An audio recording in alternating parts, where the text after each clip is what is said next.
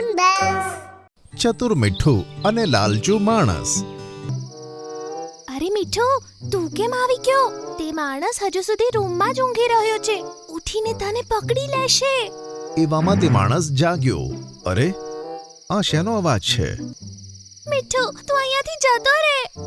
અરે, હું તમને એ બતાવવા માટે આવ્યો છું કે તમારા 20 ભાઈ બહેન તમને બહુ જ યાદ કરે છે. એ બધા ગુફામાં કેદ છે અને સતત રડી રહ્યા છે. તમે એમને કહેજો કે અમે ફરીથી ક્યારેય તેમને મળવા માટે નહીં આવીએ. સાંજના સમયે બધા જ પક્ષીઓ બગીચામાં બેઠા બેઠા એકબીજા સાથે વાતો કરતા હતા. ત્યાં જ શહેરમાં રહેતો એક ગોલ્ડીબાજ ત્યાં આવી ગયો. કેમ છો મારા પ્યારા ગામવાળાઓ? લાગે છે શહેરમાં રહીને તું કંઈક વધારે જ ખુશ છે. તો બીજું શું, શહેરમાં બધું બહુ સરસ હોય છે. અને તમે જે આ દાણા શોધો છો ને, શહેરમાં એવું શોધવું નથી પડતું. ત્યાં તો મને માંસના ટુકડા આમ તેમ પડેલા સરળતાથી મળી જાય છે. અને તમારા જેવા નાના પક્ષીઓ માટે માણસ પોતાના ધાબા ઉપર દાણા પાણી મૂકી જ દે છે. ના, તું ખોટું બોલે છે ગોલ્ડી. મહેનત કરીને ખોરાક શોધવો તે આપણી જીવનશૈલી છે. તેમાં આળસ ના કરવી જોઈએ. અને શહેરમાં શાંતિ અને હરિયાળી જરાય નથી હોતી. અરે, ખાવાનું જ સમયસર શોધી નથી શકતા તો હરિયાળીનું શું અથાણું નાખશો? આના પર બધા ચૂપ રહ્યા અને ગોલ્ડીબાજ બોલ્યો કે ચાલો, હું તો નીકળું છું. તમારામાંથી કોઈએ મારી સાથે આવવું હોય તો મને કહો.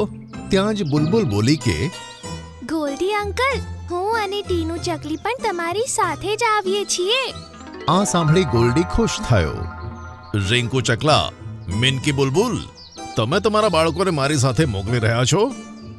હા, હવે આ બંને નક્કી કરી લીધું જ છે, તો અમે નથી રોકી શકતા. સારું, તો અમે જઈએ છીએ. ગોલ્ડીબાજે ત્યાંથી વિદાય લીધી. બુલબુલ અને ટીનુ ચકલીને લઈને ત્યાંથી વિદાય લીધી. મીઠુના મગજમાં પણ કંઈક ચાલતું હતું. તે ઊંડા વિચારમાં ખોવાયેલો હતો. સવાર પડતા જ્યારે મેનામાએ તેને પ્રશ્ન પૂછ્યો ત્યારે તે મીઠું બોલ્યો કે મમ્મીજી, તમે આખો દિવસ ખાવાનું શોધીને લાવો છો અને ક્યારેક તો રાત્રે આવો છો. એના કરતાં તો શહેરની જિંદગી સારી ને. ચલો ને, શહેર જતા રહીએ. હવે મેનાને ખબર પડી ગઈ હતી કે મીઠું શહેર જવાનો નિર્ણય લઈ ચૂક્યો છે. ઠીક છે બેટા, તને શહેરમાં જવું હોય તો તું જઈ શકે છે. આ સાંભળી મીઠું ખુશીથી ઉછળી પડ્યો. યે! બેટા, તું મને અઠવાડિયામાં એકવાર મળવા જરૂર આવજે, ઠીક છે? સારું મમ્મી. આમ કહી મીઠું શહેર તરફ ઉડી ગયો. તે ખૂબ જ ખુશ હતો અને પૂરી ઝડપે ઉડી રહ્યો હતો. 4 કલાકની મુસાફરી પછી તે શહેર પહોંચી ગયો. ગોલ્ડી અંકલ તો બોલતા હતા કે શહેરના માણસો તો તેમના ધાબા ઉપર દાણા પાણી રાખે છે, પણ અહીંયા તો એક પણ ધાબા ઉપર મને કશું જ દેખાતું નથી. મીઠો એક ગલીમાં પહોંચ્યો જ્યાં કચરો પડ્યો હતો અને ઘણી કચરાપેટીઓ પણ રાખેલી હતી. છી, આ માણસો આટલો કચરો ક્યાંથી ભેગો કરે છે? એવામાં એક કચરાપેટીમાંથી ગોલ્ડી બહાર આવ્યો. ચલો, આજનું ખાવાનું તો થઈ ગયું, કાલનું ભગવાન જાણે. અરે ગોલ્ડી અંકલ, તમે? અરે મીઠું, તું શહેરમાં? હા ગોલ્ડી અંકલ, તમારી વાતોથી પ્રભાવિત થઈને જ હું અહીંયા આવ્યો હતો. પણ તમે પોતે જ કચરા પેટીમાંથી ખાવાનું શોધીને ખાઓ છો? શું કહું મીઠું, મેં તો એ વાતો બસ એમ જ બડાઈ મારવા કીધી. એમાં સાચું કશું જ ન હતું. ગોલ્ડી અંકલ, ટીનુ ચકલી અને બુલબુલ ક્યાં છે? મારે તેમને મળવું છે. અરે, એમના વિશે તો શું કહું. તું મારી સાથે આય, તને હું બતાવી દઉં છું. ગોલ્ડીબાજ મીઠુંને લઈને એક ઘરમાં પહોંચી ગયો. તેમણે બારીમાંથી જોયું તો એક ઓરડામાં 2 પાંજરા લટકેલા છે, જેમાં બુલબુલ અને ટીનુ ચકલી કેદ છે. અરે, આ તો બુલબુલ અને ટીનુ ચકલી છે. એવામાં એક માણસ ઓરડામાં આવ્યો. તે મોબાઈલમાં વાત કરતો હતો. હેલો, હું અરવિંદ બોલું છું.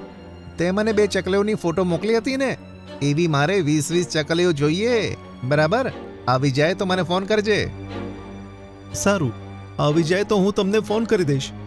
અને હા સાંભળ, એક ચકલીના હું 2000 આપીશ.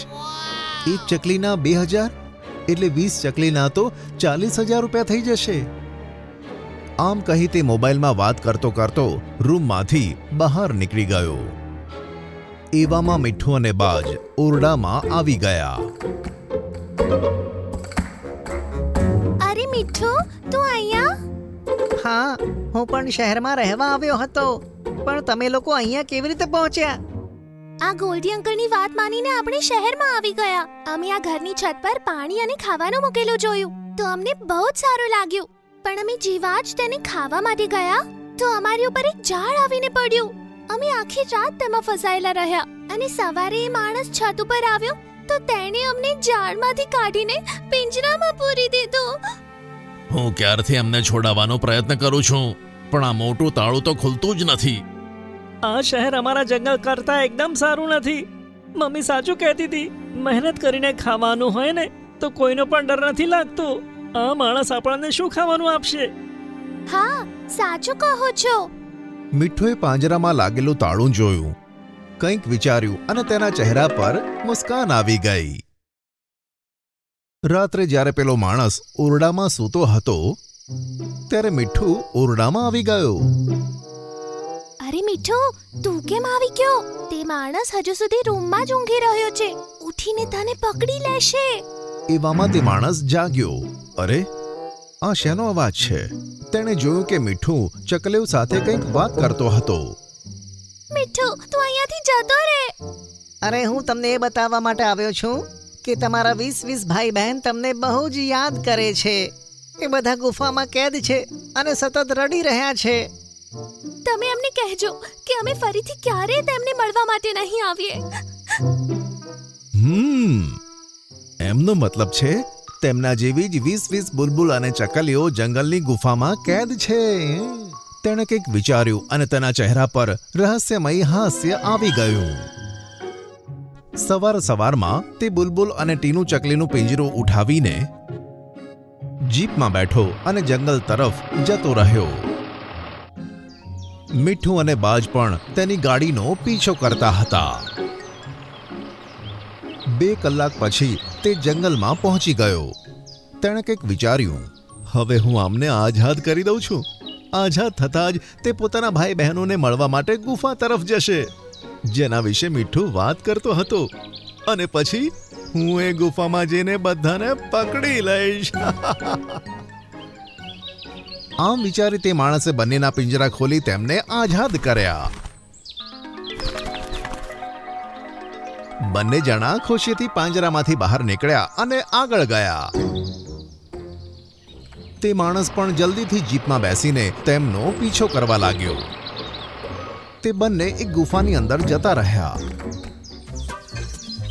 અને તેમની પાછળ પેલો માણસ પણ ગુફામાં ઘૂસી ગયો.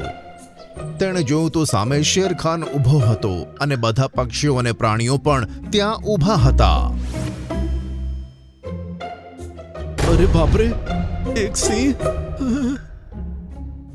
એવામાં બાજ અને મીઠું પણ ત્યાં આવી પહોંચ્યા. આ તને ફસાવવા માટે અમારી ચાલ હતી. બુલબુલ અને ટીનુના કોઈ 20 ભાઈ બહેન નથી. અમે ઈચ્છતા હતા કે તું જાતે જ આ બંનેને આઝાદ કરી નાખે. તેથી મેં આની સાથે મળીને આ યોજના પહેલાથી જ બનાવી દીધી. અને પેલી રાત્રે તારી હાજરીમાં અમે જે પણ વાત કરી હતી ને, એ જાણી જોઈને તને સંભળાવી હતી. અને જો તું જાતે જ એમને અહીંયા છોડવા આવ્યો.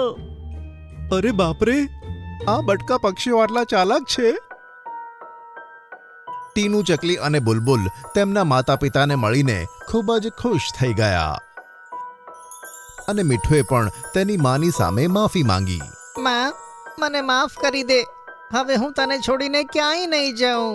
હું હંમેશા આ જંગલમાં તમારી સાથે રહીશ, કારણ કે શહેરથી પ્યારું છે આપણું જંગલ. હવે તું જાય છે કે નહીં? બચાવ! આટલું કહેતા જ તે માણસે ગાડી ફેરવી અને ત્યાંથી શહેર ભાગી ગયો.